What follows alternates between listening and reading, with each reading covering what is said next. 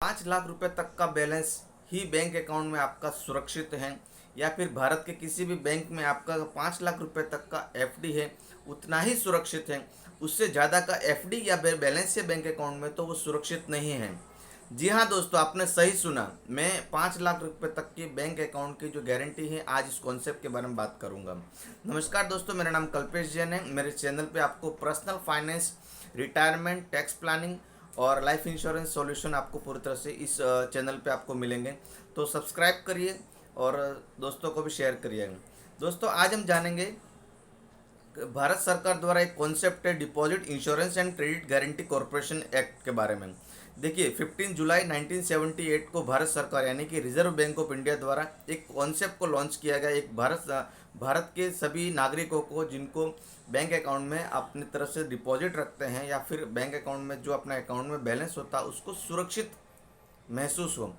किसी भी कारणवश अगर बैंक कोलैप्स होती है यानी कि बैंक बंद होती है, बैंक डूब जाती है, तो उस केस में भारत के किसी भी व्यक्ति को अगर आपका बैलेंस 5 लाख रुपए तक का एक अकाउंट में पड़ा हुआ है तो आपको भारत सरकार उसकी गारंटी देती है कि 5 लाख रुपए तक का बैलेंस आपको सुरक्षित मिल जाएगा। देखिए, अब एक कॉन्सेप्ट को विस्तृत रूप में जानते हैं कि ये कॉन्सेप्ट यानी कि ये रूल्स किस तरह से काम करता है। देखिए, मेरा नाम है कल्पेश जैन। मैंने अपने एक भारत सरकार की बैंक है स्टेट बैंक ऑफ इंडिया, मैंने उसमें अकाउंट में बैलेंस अपना रखा हुआ है। 5 लाख रुपए तक का मेरा बैलेंस है। सेम उसी अकाउंट उसी ब्रांच के अंदर या भारतीय स्टेट बैंक की दूसरी सिटी में मेरा 4 लाख रुपए का और एक सेविंग अकाउंट में बैलेंस पड़ा हुआ है। यानी कि भारतीय स्टेट बैंक में मेरा 2 अकाउंट है, एक में 5 लाख पड़ा है, एक में 4 लाख पड़ा है। अब मेरा 5 लाख रुपए तक का अकाउंट ही सुरक्षित है, ऊपर का जो 4 लाख रुपए दूसरे बैंक अकाउंट में पड़ा हुआ है वो सुरक्षित नहीं है।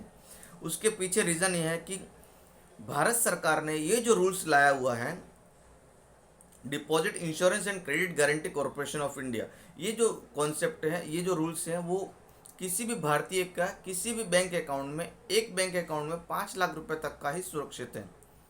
हाँ, लेकिन अगर आपका बैंक ऑफ बड़ौदा में 5 लाख रुपए या उससे कम का अमाउंट है तो वो सुरक्षित है, क्योंकि वो बैंक दूसरी है।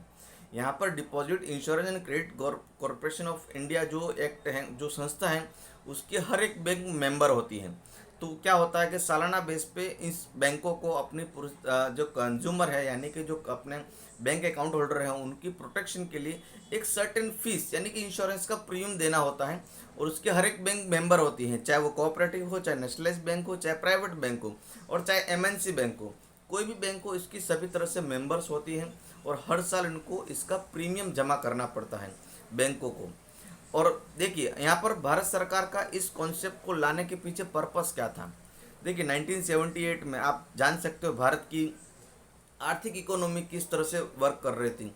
तो उस टाइम को पब्लिक के पास जो पैसा है वो कैश में ना होकर बैंक में डिपॉजिट हो, यानी कि बैंकों के पास में लिक्विड कैश क्रंच ना हो, पैसा अर्थव्यवस्था में फ्लो होता रहे, इसलिए सरकार ने इसको रूल्स को लाया था। लेकिन स्टार्टिंग में सिर्फ 1 लाख रुपए था, यानी कि 1978 में ये 1 लाख रुपए तक का ही गारंटी था।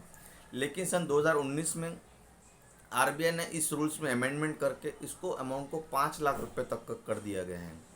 दोस्तों, यहाँ पर एक और चीज़ मैं आपको अपडेट बता देता हूँ कि सन 2021 के मार्च 2021 में इस रूल्स में एक थोड़ा सा अपडेशन और ये आया है कि सरकार ने इसको अब यहाँ पर जो पैसा है 5 लाख रुपए तक का सुरक्षित है, अगर बैंक कोलैप्स होती है तो पब्लिक को कब मिलेगा इसका कोई क्लेरिफिकेशन नहीं था। लेकिन मार्च 2021 में एक रूल्स लाया गया है जिसके अंदर बताया गया है कि 90 डेज़ के अंदर अगर बैंक किसी कारणवश कोलैप्स होती है तो 90 दिन के अंदर अकाउंट होल्डर का जो पैसा है यानी कि फिक्स डिपॉजिट या बैलेंस है उसको ट्रांसफ़र कर दिया जाएगा उसकी किसी भी बैंक में, दूसरी बैंक में जहाँ पर उसका अकाउंट है पूरी तरह से।